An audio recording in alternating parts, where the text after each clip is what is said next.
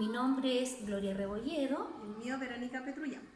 Hoy día vamos a hacer una presentación sobre el capítulo 2, la arquitectura del cerebro, y nos vamos a referir específicamente al sistema nervioso central y periférico.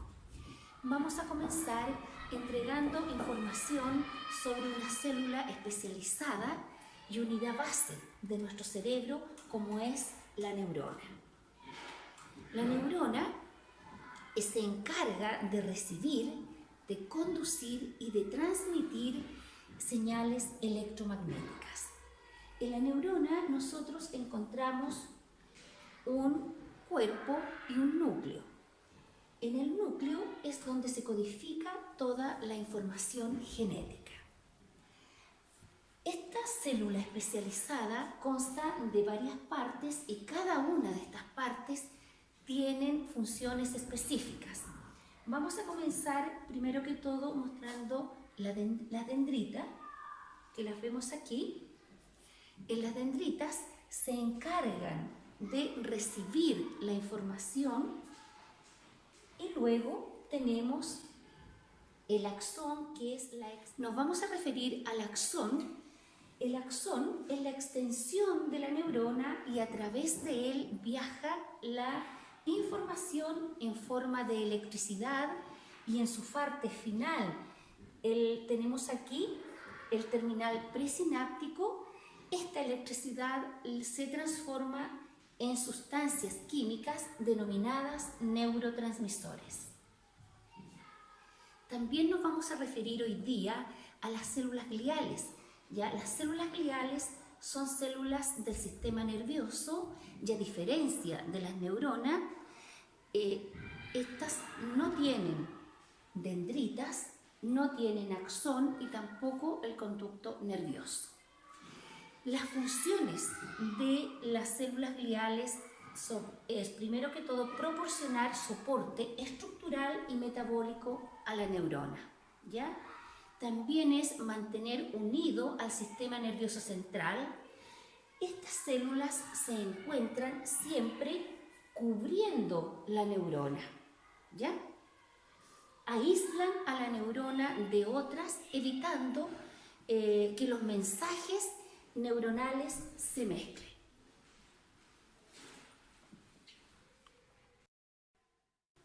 Bueno, yo hoy día les voy a hablar sobre el sistema nervioso. El sistema nervioso se divide en dos partes, que tenemos el sistema nervioso central y el sistema nervioso periférico. Voy a comenzar con el sistema nervioso central, que está conformado por tejidos minuciosos, los cuales son redes de tejido que después dan forma a la neurona. El sistema nervioso central está conformado por el encéfalo y por la médula espinal. Y el sistema nervioso periférico está conformado por los nervios. Voy a hablar sobre la estructura cerebral. Primero voy a empezar por el cerebro, que está acá. Aquí tenemos el bulbo raquídeo, tenemos la médula espinal. Entonces yo primero voy a hablar que el cerebro está separado en dos partes por un callo cerebral, en el cual tenemos el hemisferio derecho y el hemisferio izquierdo. Su función principal de este hemisferio es lo perceptivo, lo motor y lo cognitivo, ¿ya? Dentro del cerebro tenemos el diencéfalo, en el cual encontramos el tálamo y el hipotálamo.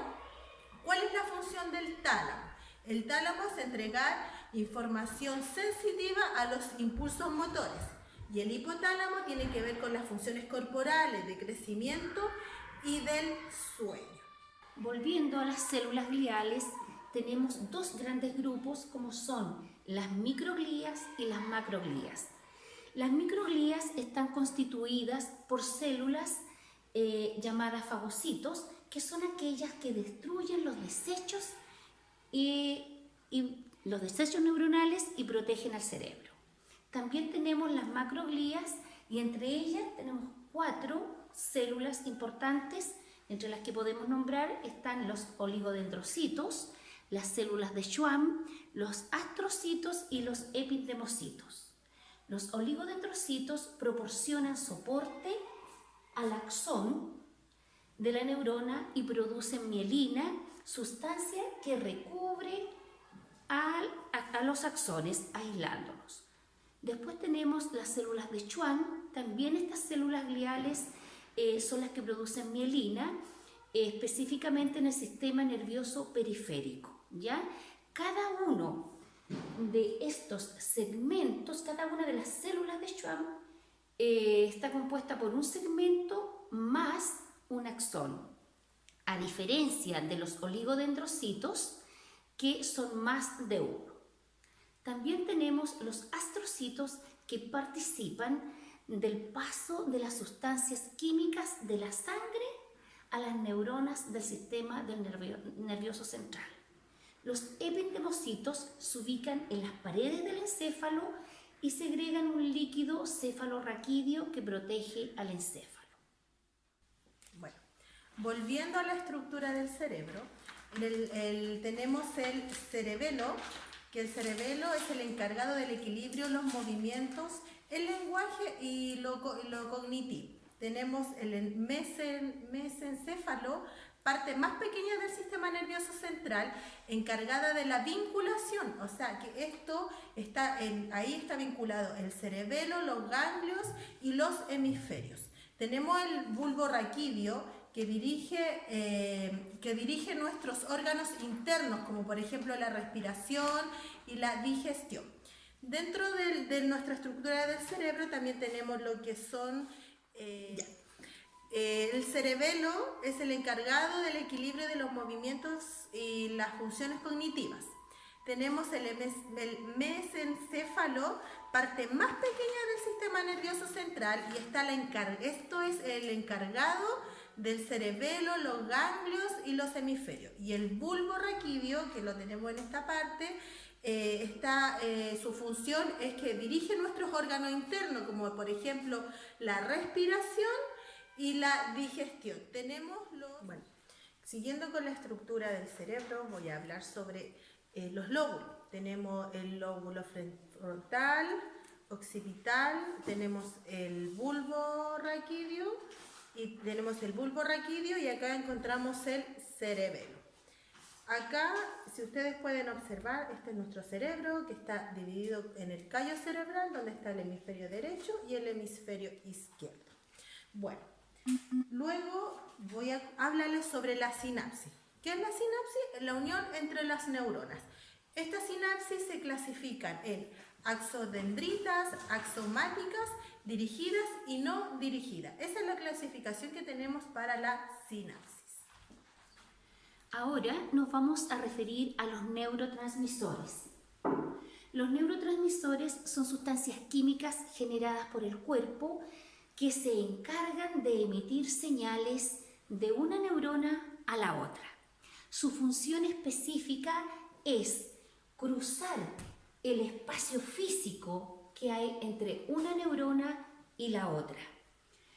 Existen una gran cantidad de neurotransmisores.